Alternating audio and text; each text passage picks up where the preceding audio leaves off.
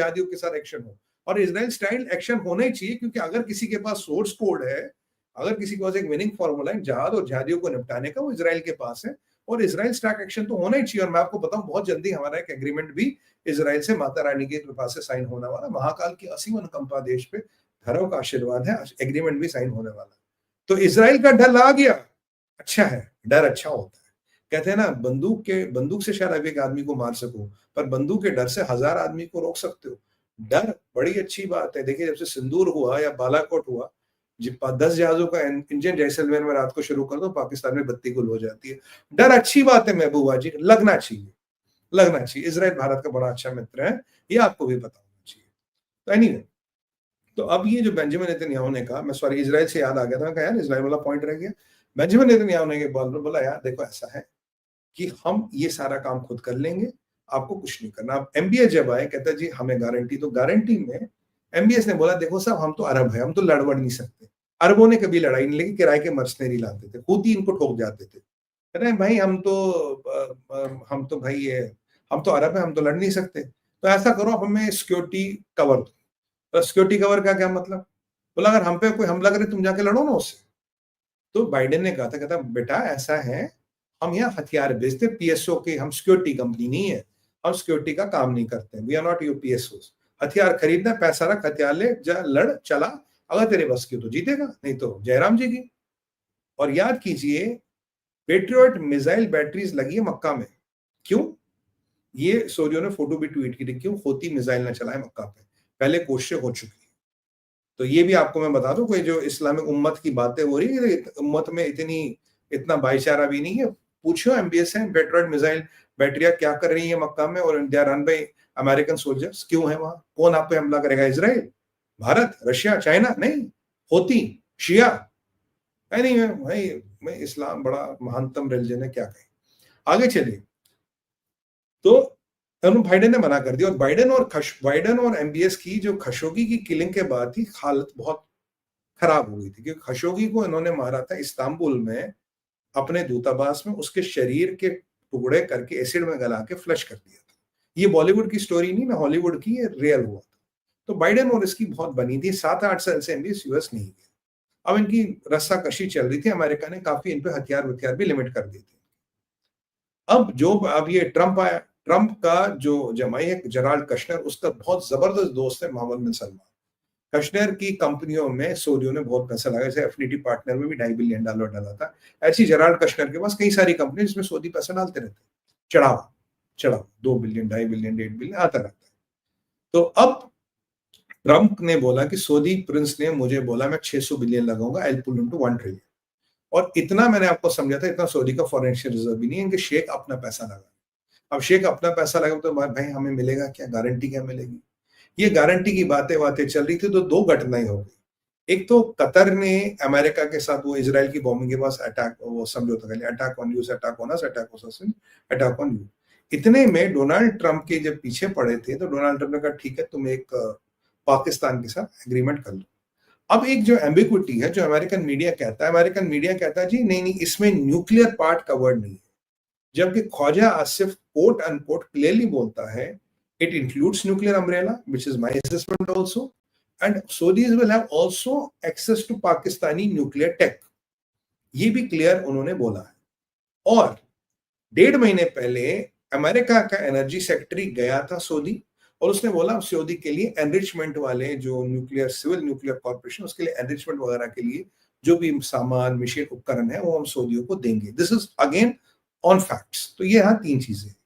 अब America is worried कि अगर उन्होंने पाकिस्तान का टेक वेक ले लिया तो पाकिस्तान से बॉम्ब ही ले लेंगे कुछ दिनों में।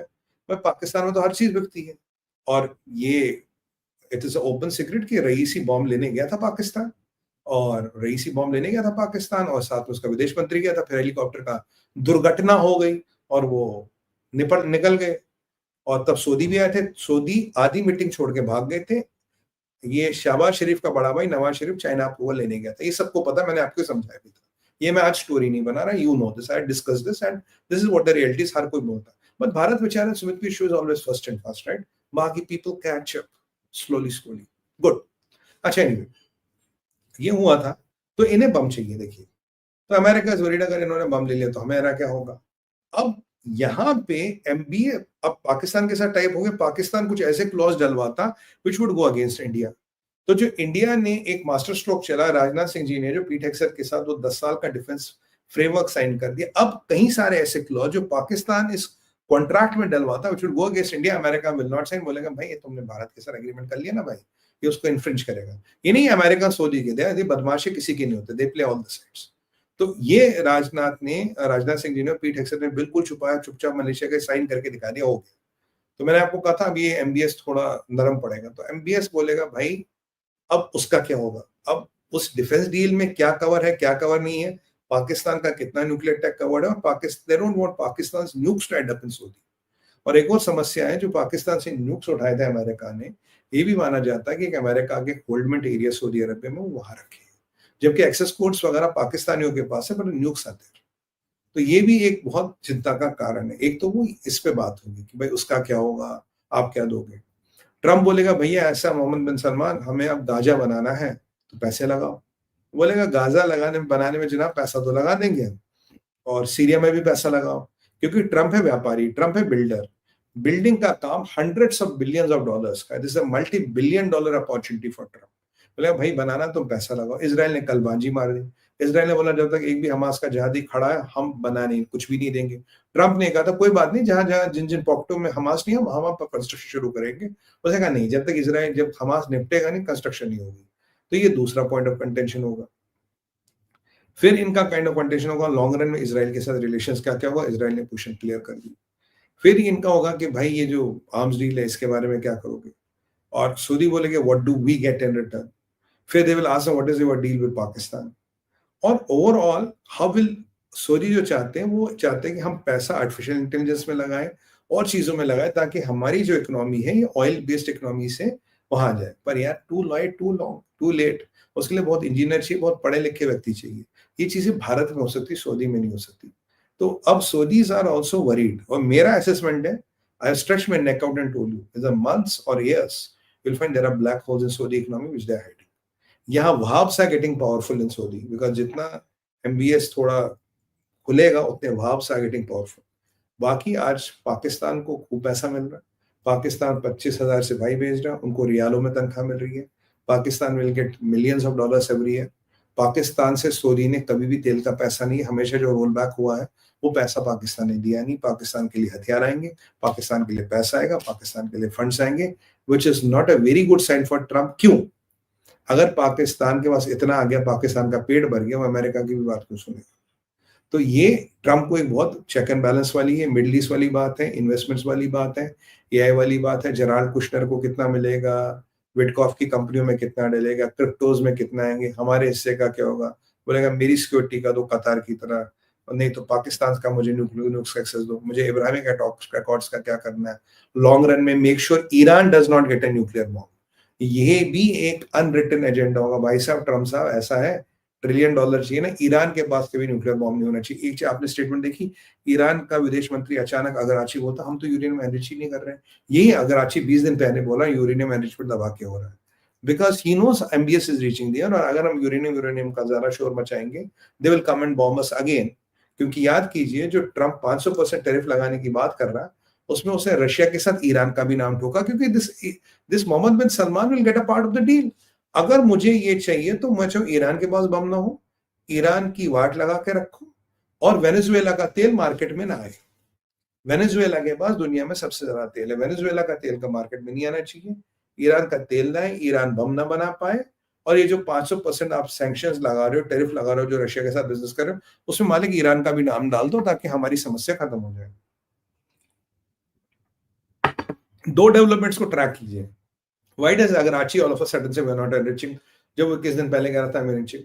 And why does all of a sudden Trump say I'll also include Iran into this? Why does Trump always want Iran कि मैं B2 बॉम्बर भेज के तुम्हें ठोक दूंगा? और हाँ, अगर ईरान पे लिवरेज चाहिए तो थोड़ा इजराइल को छूट देनी पड़ेगी, क्योंकि Iran is in a big time trouble. पानी वानी 5-7% बचा है, पानी वानी नहीं हुई तो ईरान की तो वाट लगती है, it will get into very severe drought. तो ईरान की पोजीशन अच्छी नहीं है, और इसके लिए अगर इजराइल को कुछ कंसेशन भी देने पड़े, MBS will be okay with it. But Pakistan के साथ क्या करेगा क्या नहीं करेगा, इसलिए इंडिया के लिए इंपॉर्टेंट है कि वो जल्द से जल्द इज़राइल के साथ एक मिलिट्री डील कर ले और अपने इस इंटरेस्ट को सिक्योर कर ले। ये बहुत बड़ा टॉपिक है भाई, अगर मैं इस पे बोलूँगा 1 घंटा और बोल सकता हूँ। There are so many pieces which have to be pieced together which I have, and you know I just speak. हाँ, मेरे पास एडिटर नहीं है यार, वो जहाज़-वहाज़ जो लगा देगा ना पीछे शूं शूं, फिर एमबीएस की फोटो टक टक, फिर उसकी फोटो, फिर मेरी चलो क्लिप्स को काट के लगा। दिल की बात होती है डायरेक्ट दिल से भारत विचार पे और मेरे हर टीवी शो पे। और अगर एडिटर को सही करना है तो कोई भी बैठ के कर लेगा, फिर क्या है, कोई समाचार थोड़ी ना पढ़ने हैं। चलिए एनीवे वो तो खैर कोई बात नहीं। तो ये मोटा-मोटा था। I will be tracking this very very well because I am seeing this tops and turves. By the way